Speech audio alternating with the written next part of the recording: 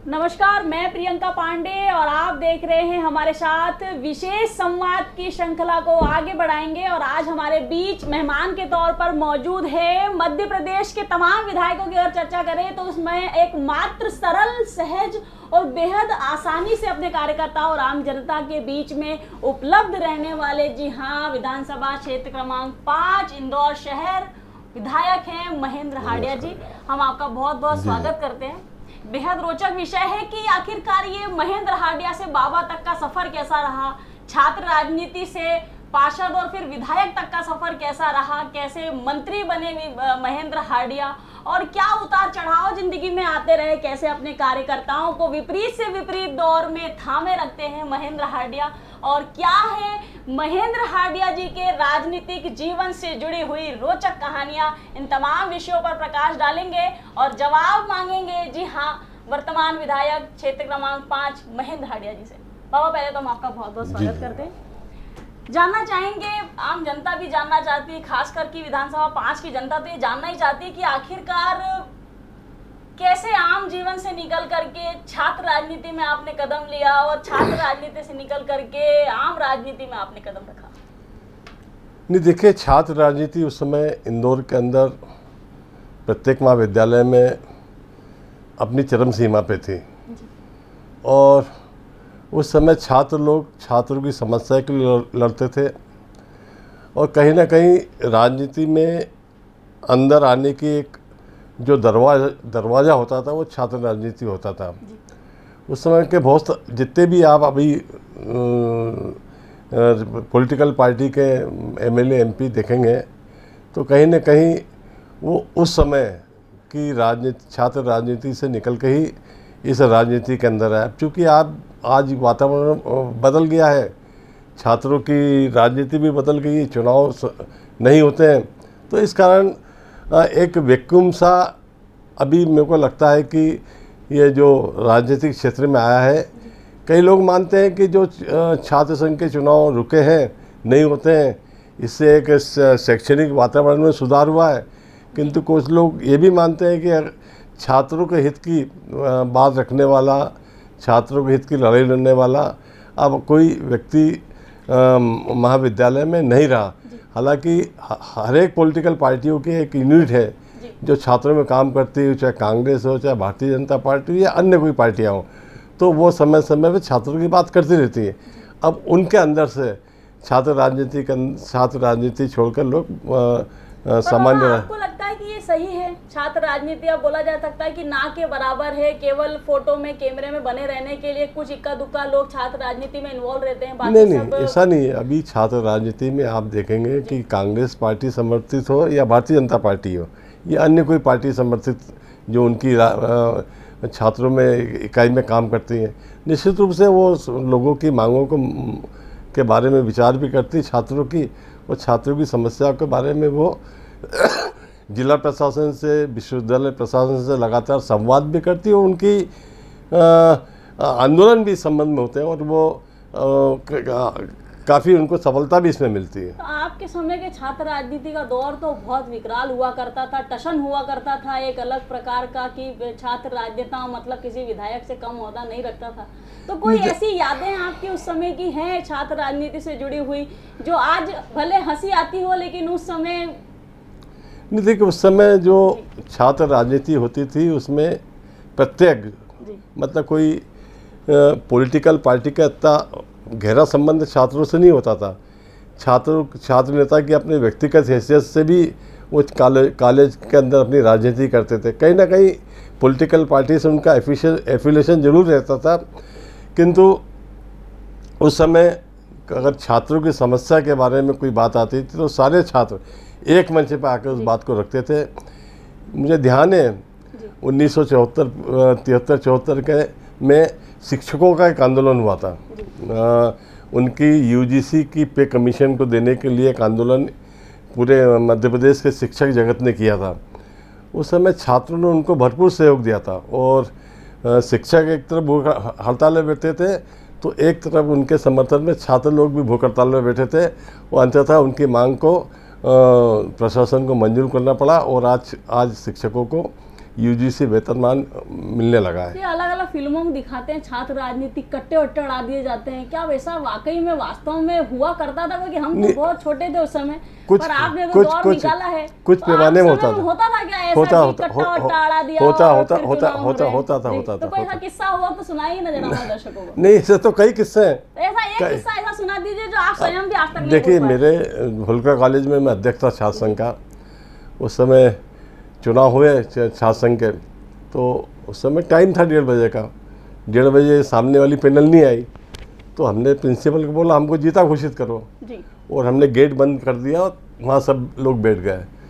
Principal gate खुलवाने आए तो उस समय ऐसी स्थिति बनी थी, किंतु समय रहते हुए पुलिस भी वहाँ आ गई। स्थिति क्या किया था? अरे वो बता दीजिए। वो जो कट्टे अट्टे की की जो कट्टे अट्टे की बात आपने करी ना, ऐसा सब कुछ हुआ था उस समय। क्या किया था बता दीजिए ना। कुछ नहीं हुआ था ऐसा कि उस समय ऐसी स्थिति बन गई थी। मतलब महेंद्र हडिया जी को भी गुस्सा आता था? हाँ। मतलब पहले की नहीं आता तो गुस्सा अभी भी आता है, प्रकार का रूप ले लेते अभी थे भी आता गुस्सा तो। अच्छा, खैर गुस्सा तो खैर अभी भी कई बार आ जाता है, और हम लोगों ने देखा है कि जब बाबा को गुस्सा आता है तब क्या होता है।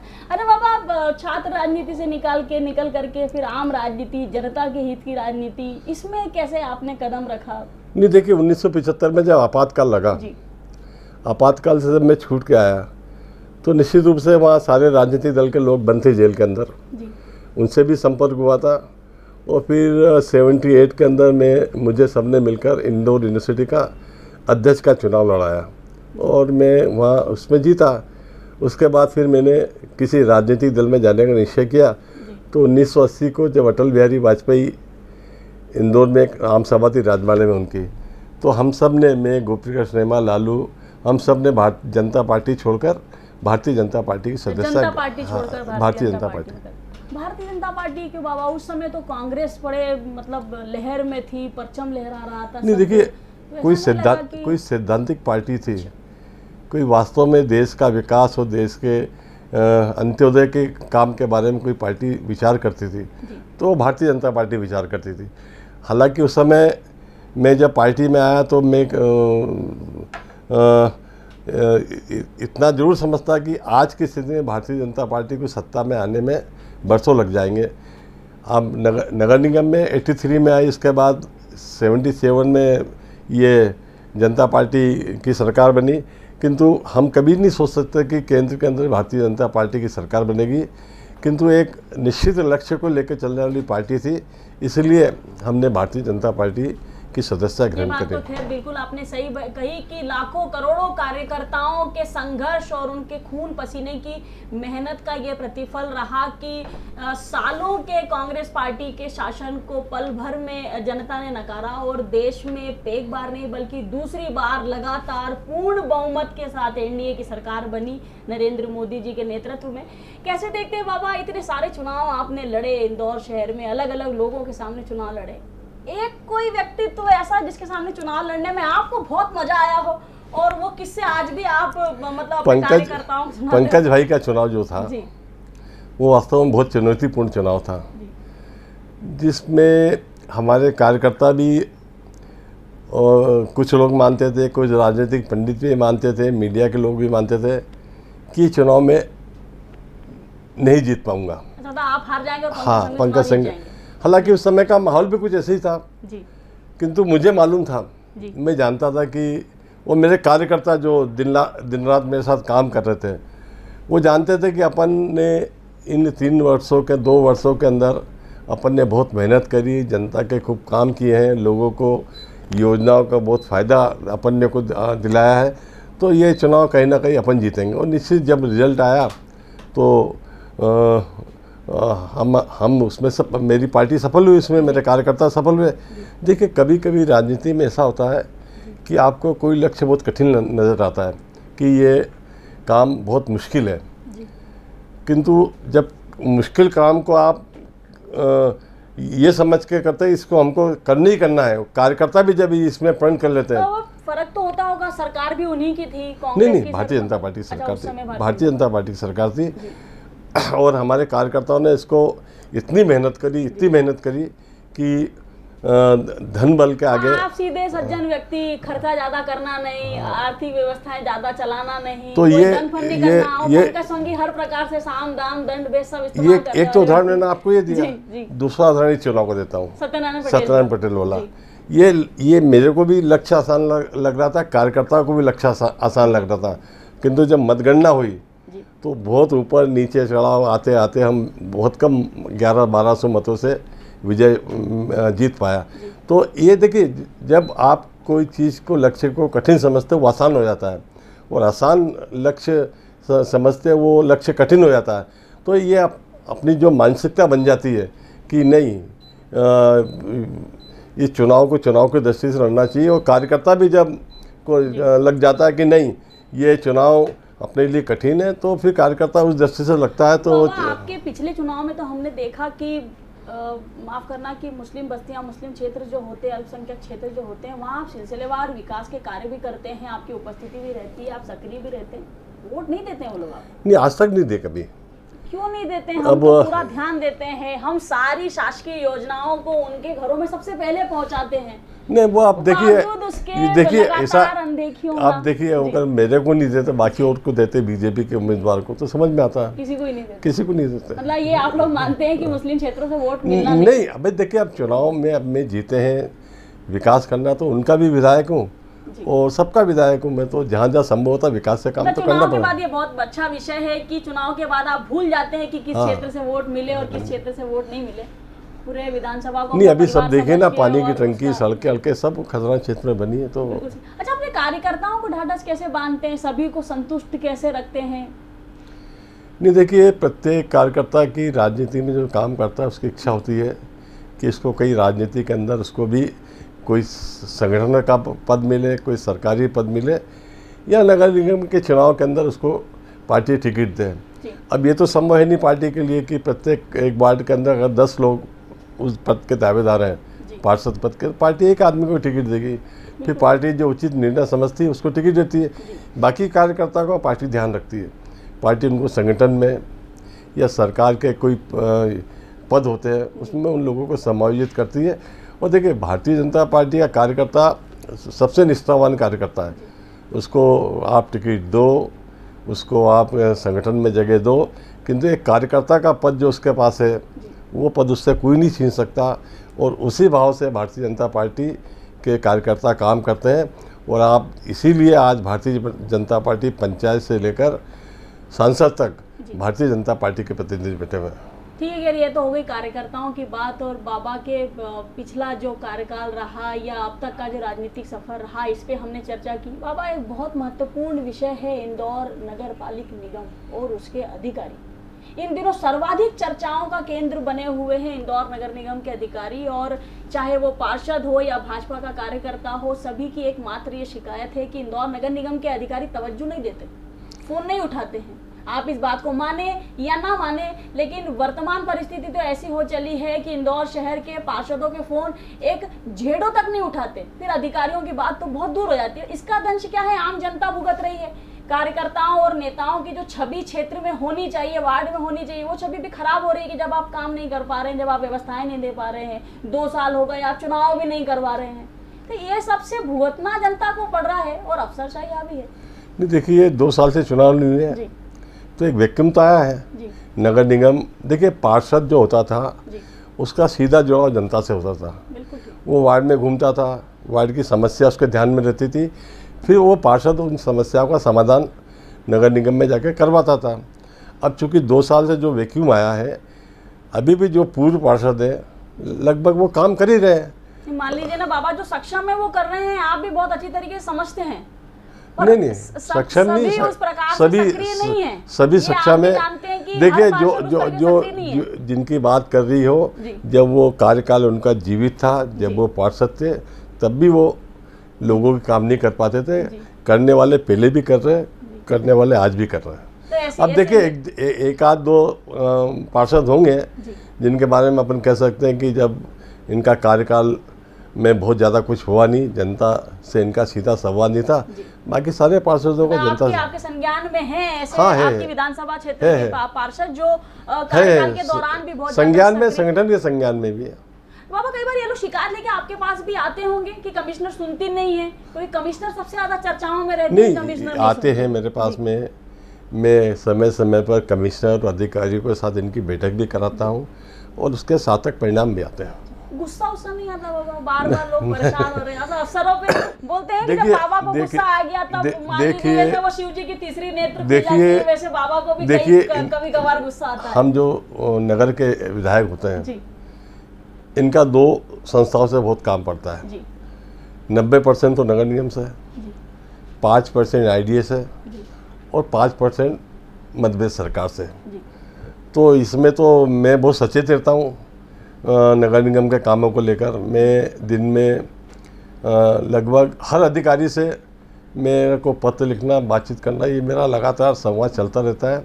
अब चूँकि हमारी सारी समस्याओं का समाधान ही नगर निगम करती है, तो इसलिए मुझे संतोष है कि मैं जो काम बताता हूँ या मेरे पार्षद जो काम बताते हैं वो नगर निगम उसको प्राथमिकता से करते हैं।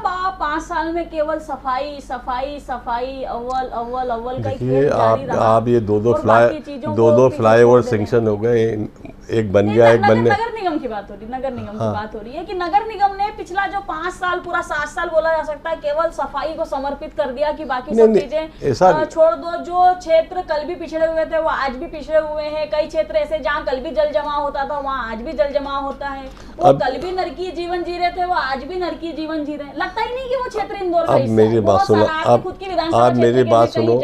अभी 2-3 साल के अंदर 27 पानी की टंकी बनी इंदौर के अंदर, जिसमें से 10 विधानसभा क्षेत्र क्रमांक 5 में।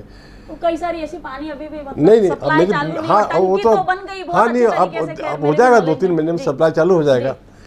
अब जैसे अच्छा मेरे को ये बताता हूँ कि मेरे विधानसभा क्षेत्र में आप बताऊँ कि सीमेंट की सड़कें कहाँ नहीं है, ड्रेनेज कहाँ नहीं है।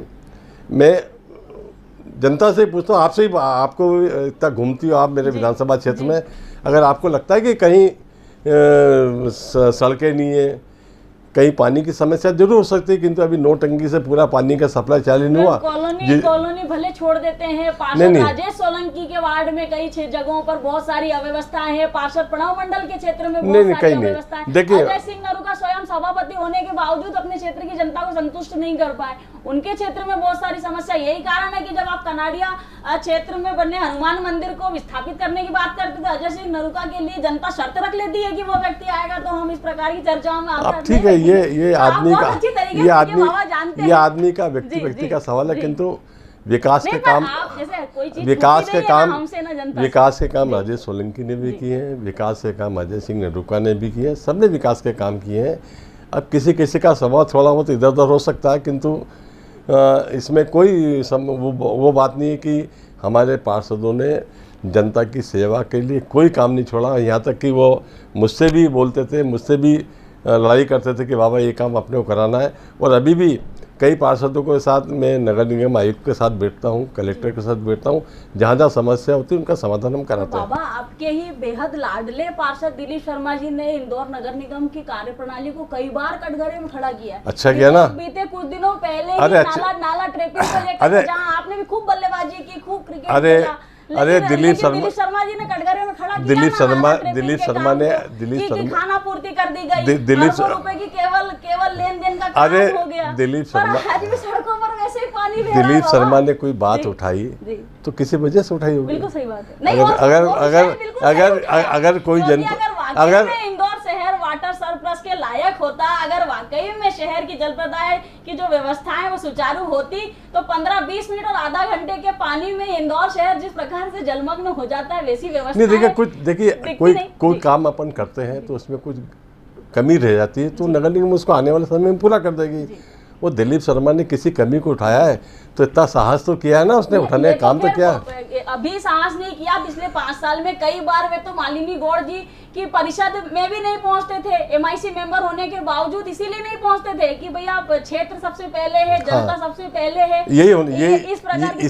इसी भाव से अगर लोग काम करेंगे, पार्षद काम करेंगे तो पार्टी का काम भी बढ़ेगा, जनता का जो काम रुके हुए वो भी होंगे और पार्टी का ग्राफ भी तो बढ़ेगा। बाबा वही तो बात घूम फिर के आ गई कि आप बोलते नहीं अधिकारियों को कि काम करते हो थोड़ा ठोक बजा लिया करो, अवार्ड बाद में ले लेंगे, नहीं अवार्ड मिलेगा तो चल जाएगा, जनता नहीं देखिए अब ये ये बात अब यहाँ सार्वजनिक बोलने की नहीं है, किंतु जहाँ मेरे को बात करनी थी मैंने उनसे बोला, ये बोला कि ये नाला टेपिंग के मामले में आप त्रुटियां हैं, इसमें आपको ध्यान देखिए। आप कुछ चीज़ में सार्वजनिक नहीं बोल सकता, किंतु 1 to 1 ये तो बहुत खुशी का विषय है हमारे लिए कि चलिए इंदौर शहर में कोई तो निर्भीक ऐसा विधायक है जो इंदौर नगर निगम के खिलाफ बोलता भी है। चलिए मान लीजिए कैमरे के सामने नहीं बोलते, परंतु कम से कम जनता के हितों के लिए। और किसी ने तो ये मादा रखा जो ये बोल दिया कि जो नाला टेपिंग का काम हुआ उसमें घालमेल है, त्रुटियां हैं, जिसको दुरुस्त करना चाहिए। बाबा भूमाफियाओं के लिए एक अलग मोर्चा आपने खोल रखा, लगातार लोग परेशान थे, एक एक प्लाट की 10-10 रजिस्ट्रियां कर देना, लोगों को परेशान करना, लोग अपने ही हितों के लिए अपने अधिकारों के लिए दर बदर भटक रहे थे, सालों से परेशान हो रहे थे। तो कैसे अचानक कैसे लगा महेंद्र हाटिया जी को, विधायक को एकदम से कि यार अब जनता की सुध लेनी चाहिए, अब इन लोगों को इनके अधिकार दिलाना चाहिए, या इनके अधिकारियों के इनके अधिकारों के लिए किसी से भी भिड़ जाना चाहिए? ये आज से नहीं लड़ाई, लंबी लड़ाई है ये। अब समझिए कि 2004-05 के अंदर राजगिरी जो सोसाइटी है इसकी डबल रजिस्ट्री खेल चालू हुआ था। तो मेरे को पक्का ध्यान है कि विवेक अग्रवाल कलेक्टर थे, तो वहाँ के लोग मेरे पास आए। मैं सुबह भोपाल जा रहा था तो 8 बजे उनके निवास पे पहुँचा और तत्काल डबल रजिस्ट्री पे रोक लगाई। इसके बाद ये पुष्प विहार, अयोध्यापुरी और न्याय नगर और श्री महालक्ष्मी नगर, ये सारी कॉलोनी की लड़ाई मेरे को लगता है 11-12 साल हो गए। कब तक लगता है विधानसभा में लड़ाई लड़ी, जो मुख्यमंत्री के सामने कई बार मिला, कई बार मांग रखी, कई बार मंत्री से मिला।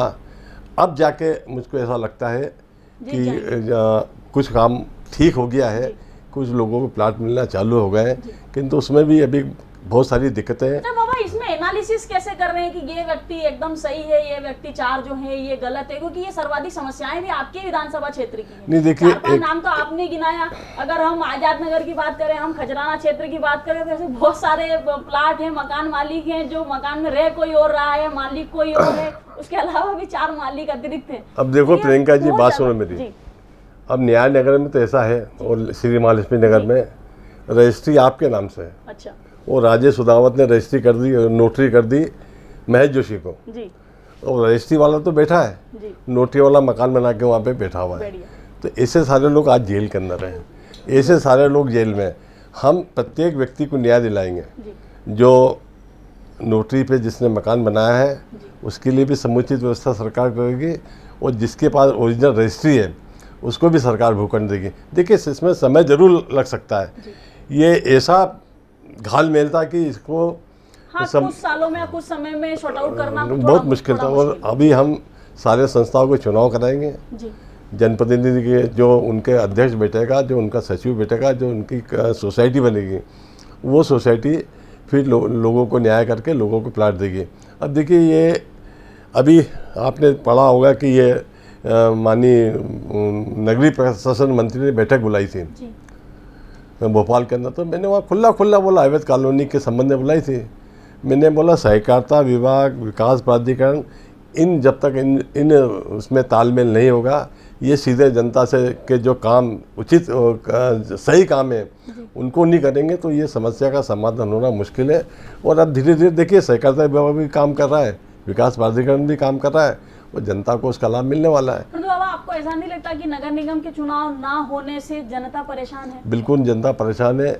जनता की जो डे टू डे ना विधायक कोई रोज एक वार्ड में घर नहीं जा सकते, संभव भी नहीं है। बिल्कुल सही बात है। अपनी व्यक्तिगत तो छोड़ दीजिए, काफी सारी समस्याएं संभव भी नहीं है, किसी के लिए संभव नहीं है। जनता भी परेशान हो रही है, पार्षद भी एक अधर में है कि करना क्या है। हाँ, निश्चित रूप से बहुत बड़ा विषय। 2 साल का गैप हो गया, भविष्य में कुछ दिख नहीं रहा, मामा शिवराज चुनाव कराना नहीं चाहते हैं। ये जनता बहुत अच्छे तरीके से जानती है कि माननीय मुख्यमंत्री जी की मंशा चुनाव कराने की नहीं है। क्यों? तो उनको तो अभी 1 साल हुए, 2 साल से चुनाव, 2 साल पहले चुनाव की डेट निकल गई। कांग्रेस पार्टी भी चुनाव करा सकती थी, अब चूंकि कोविड का काल था। ऐसा क्या कारण है कोई चुनाव करवाना ही नहीं चाहता? नहीं, चुनाव होंगे। भारतीय जनता पार्टी ने इसके पहले 4 चुनाव कराए हैं, ये चुनाव भी भारतीय जनता पार्टी क्या कराएगी। लगता है बाबा कब तक हो जाए? ये जनवरी फरवरी में मेरे को लगती संभावना की चुनाव होंगे। मतलब आपके ऐसे कोई संपर्क हुआ होगा हाँ, कि- मुझको ऐसा आपको लगता है कि चुनाव- कि सरकार जनवरी फरवरी में ये भी मुख्यमंत्री जब के स्थिति समान होगी तो निश्चित रूप से चुनाव होंगे। अच्छा, गुजरात में जिस प्रकार से सुबह शाम में मुख्यमंत्री इस्तीफा देके नए मुख्यमंत्री बन जाते हैं, कई बार लोग मध्य प्रदेश को लेकर के पहले दिन से कयास लगा रहे हैं। जब से मतलब सिंधिया जी हैं पार्टी छोड़ के भाजपा में शामिल हुए और शिवराज को जब वापस से मुख्यमंत्री बनाया, शिवराज सिंह चौहान जी को, तब से ये कयास कांग्रेस के साथ साथ आम जनता भी और जो राजनीतिक तंत्र को बहुत अच्छी तरीके से समझते हैं, उन लोगों के मन में हमेशा ये ख्याल उमड़ता है कि शिवराज जो है ये ज्यादा समय के शिवराज सिंह जी कांग्रेस को ऐसा चेहरा है शिवराज जी का कि सारे नेता जो कांग्रेस के हैं जी वो शिवराज के घुटने के नीचे तक आते हैं। तो शिवराज से डर ही कांग्रेस को है। जी शिवराज का जो जनता में पेट है, जो उनकी कार्यशैली है, तो उससे कांग्रेस घबराती है। पूरी कांग्रेस पार्टी घबराती है। आकांक्षाएं भी है ना, आप केवल कांग्रेस को ही कैसे बोल सकते हैं? नरोत्तम मिश्रा जी को मुख्यमंत्री बनना है, कैलाश जी भी मुख्यमंत्री नहीं, देखिए बनना है। ये सवाल का जवाब आप गलत आदमी से कर रही काफी है। सारे ये लोगों ये को- ये सवाल चलिए का कोई जवाब बात नहीं, देने तो के हम लिए समझते हैं ये कि ये देखो, ये सवाल कैमरे के सामने इस मैं प्रकार के नहीं, ये जवाब सवाल देने के लिए मैं नहीं, पर अधिकृत आपको भी नहीं लगता हूँ। है बाबा कि ऐसा कोई राजनीतिक उथल पथल आने की संभावना नहीं, है भारतीय मध्य प्रदेश में जनता भी? पार्टी में कोई उथल पुथल होता है तो वो समान तरीके से निकल जाता है।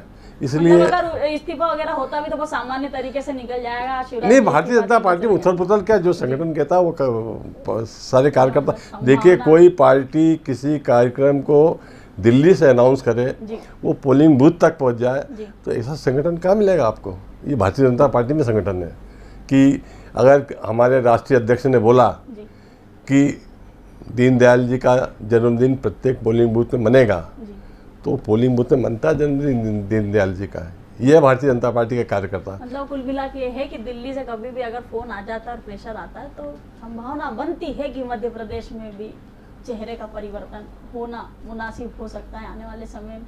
अच्छा बाबा, अफसरशाही के लिए क्या कहेंगे पूरे मध्य प्रदेश में? अगर पूरे देश की बात की जाए तो मध्य प्रदेश एक ऐसा शहर है, मतलब एक ऐसा राज्य है जहां अफसरशाही हमेशा से हावी रही भाजपा की सरकार में। नहीं, देखिए, मैं ऐसा नहीं मानता। जी मुख्यमंत्री तो मुख्यमंत्री होता है, मंत्री मंत्री होता है, विधायक। अब देखिए, मैं इतना बड़ा काम कर रहा हूँ, जी कितना बड़ा काम, इतने 5,000 लोगों को भूखंड मिल गए, जी तो अफसरशाही होती हावी तो मिल सकती थी क्या? जी जनप्रतिनिधि की बात सुनी जा रही है, मुख्यमंत्री जो कह रहे हैं उस पर काम हो रहा है, जी तो आज लोगों को भूखंड मिल रहे हैं, इतने निर्माण कार्य हो रहे हैं। देखिए, अब 2 फ्लाईओवर बने, जी 9 पानी की टंकी, 10 पानी की टंकी बनी है। जी तो ये जनप्रतिनिधि क्या है? मतलब आप डंडा चलाना काम है क्या कि किसी अधिकारी को डांटना?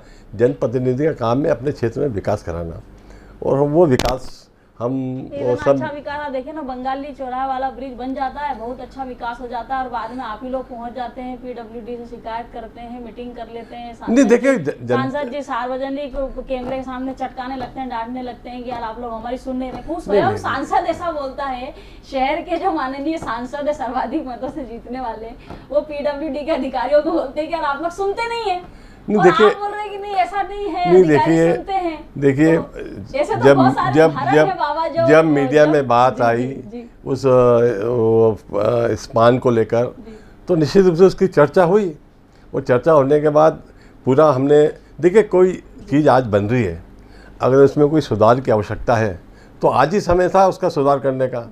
आज से जब वो स्लेब डल जाती, उसके बाद तो कोई संभावना नहीं थी सुधार करने की। पूरा ब्रिज बन गया और अब हाँ, उसकी बता नहीं, रहे हैं अब कि अनियमितताएं क्या हैं। नहीं, अब ये अनियमितता तो- कुछ जी, नहीं है। देखिए, अनियमितता कुछ नहीं, सिर्फ वो स्पान का है कि स्पान कितना चौड़ा होना चाहिए, कितने पिलर होना चाहिए। उस समस्या का समाधान हो गया, अब शीघ्र ही उस ब्रिज का वो काम पूरा हो जाएगा। शहर में डेंगू, मलेरिया, वायरल फीवर तकरीबन मेरे हिसाब से जितना हम जानते हैं तकरीबन 1 महीने से पैर पसारे हुए हैं। ये मुख्यमंत्री जी को एकाएक सपना क्यों आया कि जनप्रतिनिधियों जी को भेज देना चाहिए फील्ड में, वो जाएं और मशीनें चलाएं और मच्छर भगाएं? ये नगर निगम के कर्मचारी काम नहीं करते, इसका मतलब? नहीं, देखिए, जी कोविड काल में आपने देखा जी केवल भारतीय जनता पार्टी के कार्यकर्ता, भारतीय जनता पार्टी के विधायक, भारतीय जनता पार्टी के पार्षद वही मैदान में थे।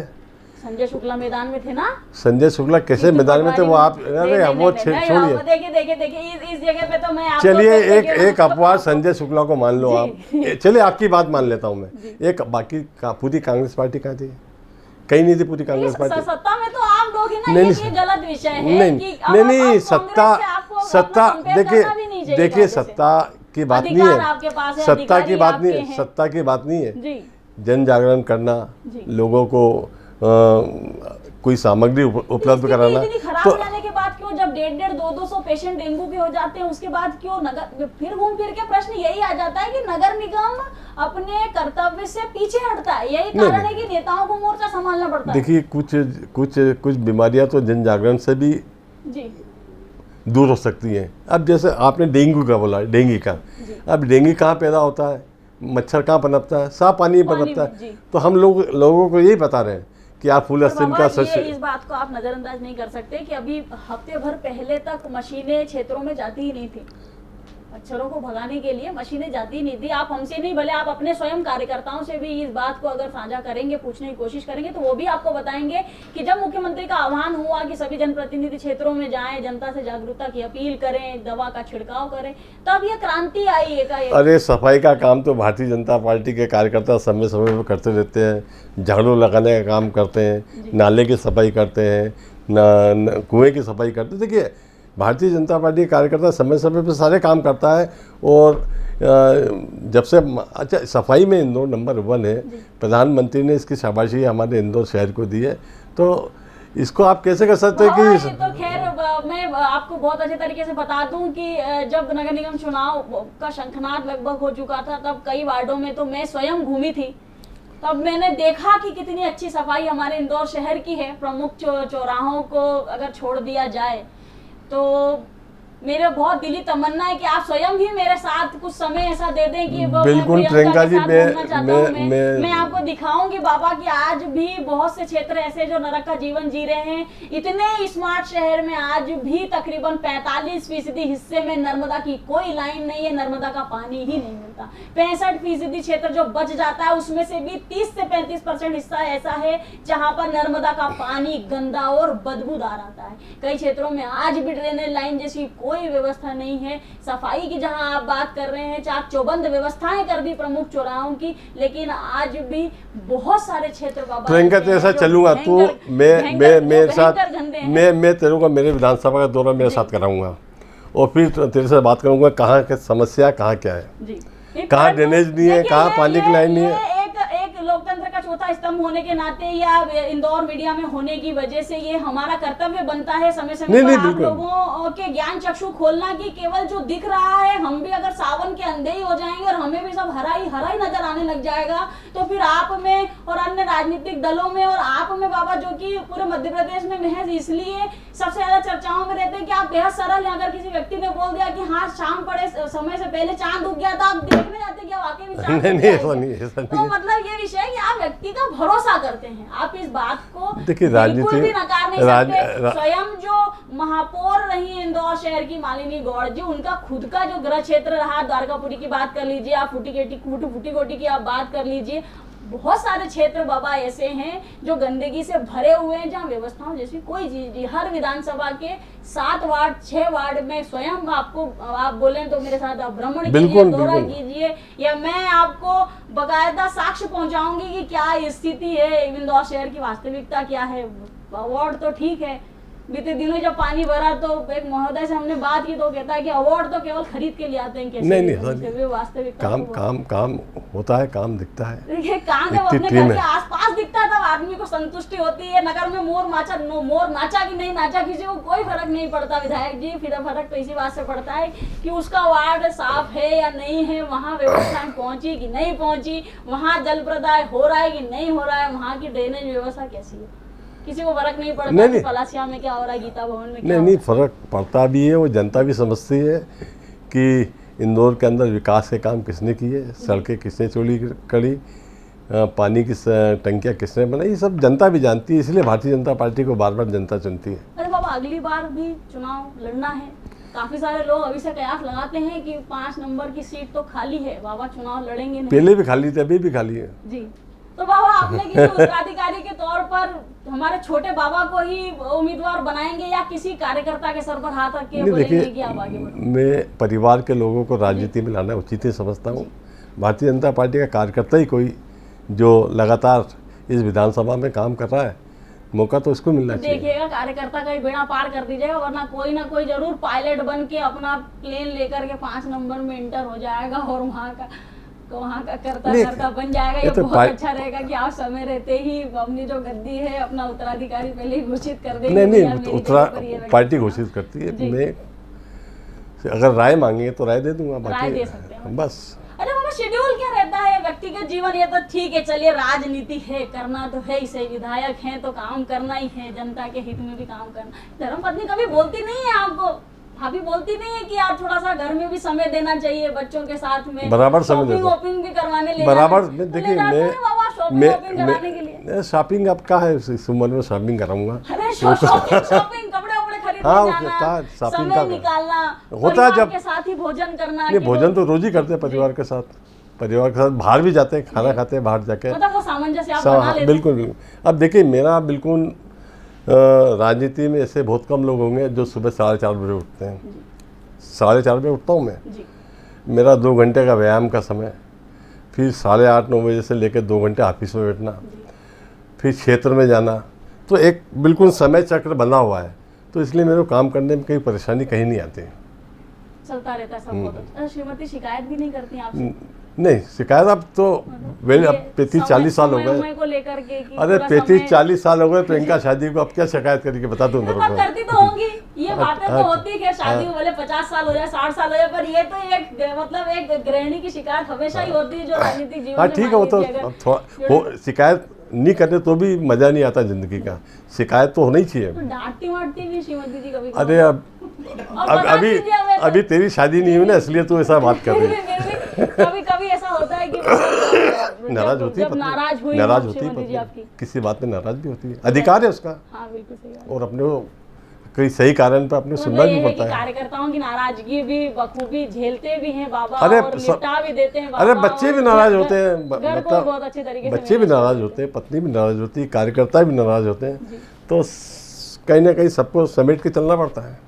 जब बाबा कोरोना का ये जो दूसरा स्ट्रेन जो रहा, दूसरा लहर जो रहा, काफी घातक रहा, लोग काफी परेशान हुए, शासकीय आंकड़े चाहे जो कुछ भी कहते हों पर बहुत ज़्यादा त्रासदी हुई, काफ़ी संख्या में लोग मरे भी। और उसका जो उदाहरण हमने देखा कि जो शमशान घाट थे वहाँ चिताएं जिस तरीके से जलती थी, समझ में आता था कि शहर में कुछ बहुत अच्छा तो नहीं हो रहा।